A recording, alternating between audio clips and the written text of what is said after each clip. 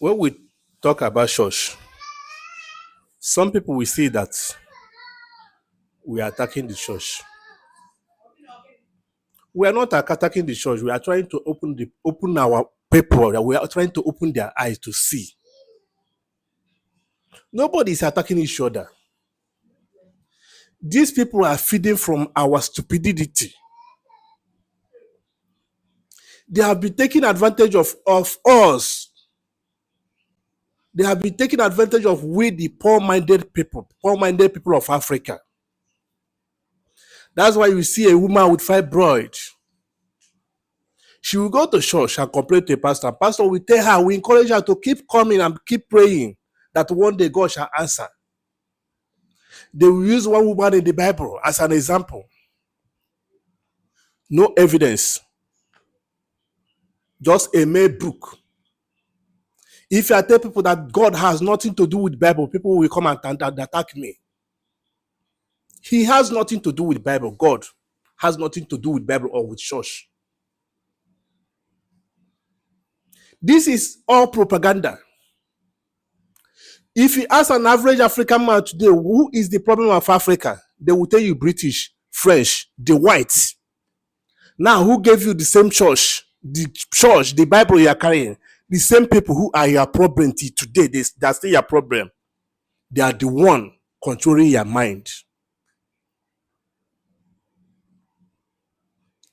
They are the one manipulating you. Mind slavery. The slave trade era has gone, and this is the modern way of slavery. They have enslaved our mind for years. Now we are calling the African to wake up. Even the white man who gave you the Bible never knew God. The white man who gave you the Bible, who brought the gospel to you, does not believe in God. We, the Africa, we are the only one who believe in God. Let me take you back to the days of Old Testament. We all know the story of Eli. Eli was never a white man. He was a black man. These are the stories they copied from Africa. They went back and manipulated the story and brought it back and sold to us. Have you ever heard in the history of whites where they use goats, fowl, cows for incantation? No.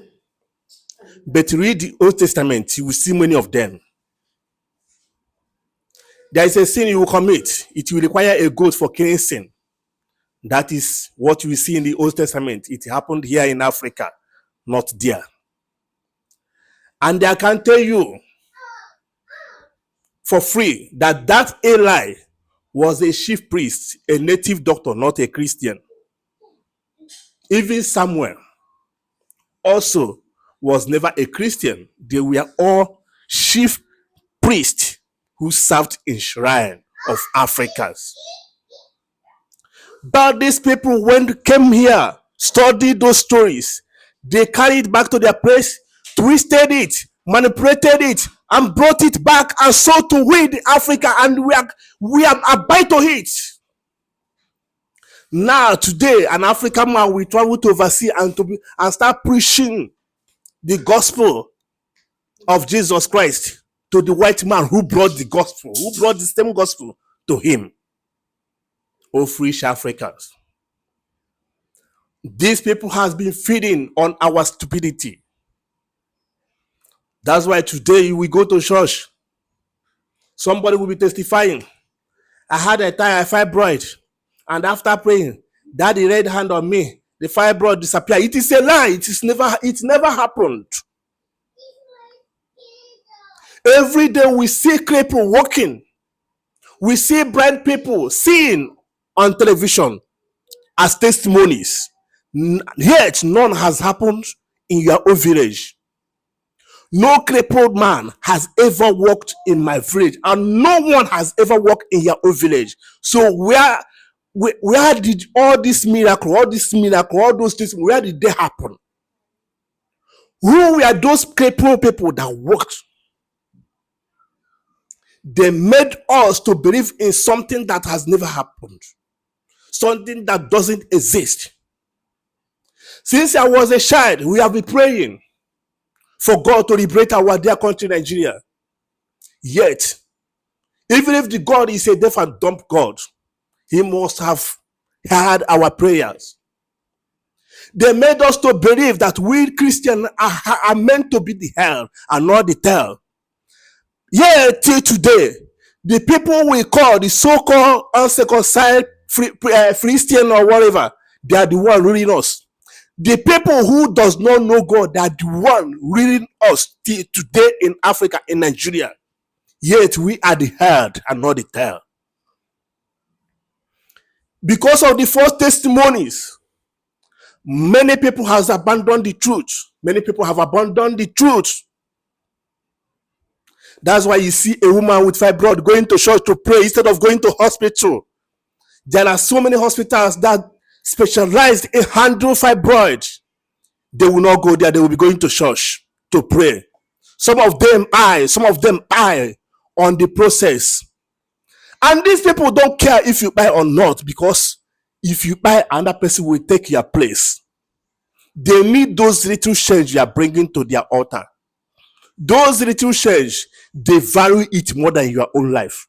The 200 naira you are dropping on altar every 3 days, they value that 300 naira more than your own life. We call our people to wake up. We are calling on our people to wake up. Church does not give money. God does not give money. God has created you and planted the mind, your brain in you to reason, to think. God has created the world and handed it over to men. Men are the ones controlling this world. Believe me or not, quote me anywhere.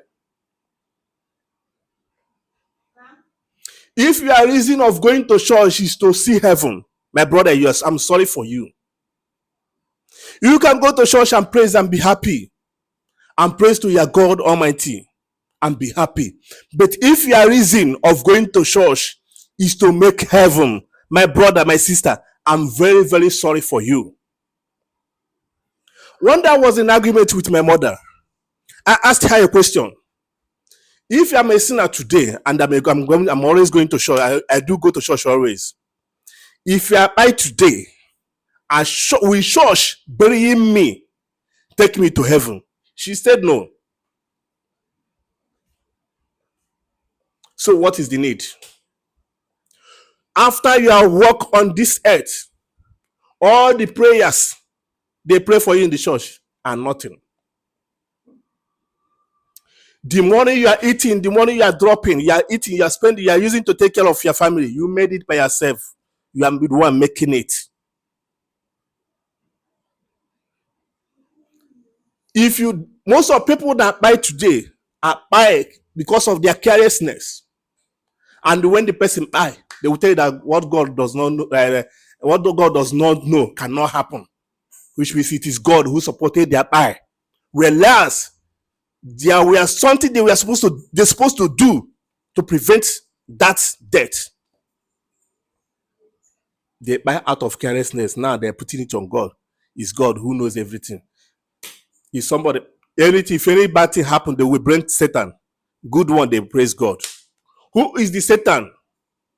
The white man introduced you to Satan. Introduce the Satan word, Satan to you.